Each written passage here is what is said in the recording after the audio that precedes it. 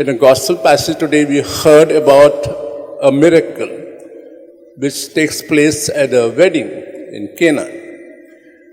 If you recall to mind the history of the Jews, the wedding at that time was a big occasion where prior to the wedding, relations were far away and guests would come and stay there. And the host had to provide them with board and lodge. On the wedding day, you heard what actually happened.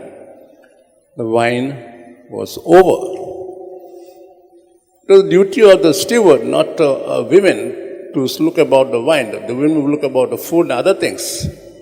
But if here find a lady intervening so to save the face of the groom, or as the guest will say, the groom and the family are stingy, did not look ahead, did not make provisions for the feast day. Wedding itself is a feast day.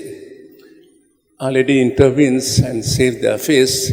He just approaches the son and says, they have no wine. He doesn't tell Jesus to work a miracle. They have, so she will place a situation before her son, they have no wine. And she has so much trust in her son that he will do something so as to save the situation. And Jesus just does that. And a lady has so much trust in her son, she tells the servants, do whatever he tells you.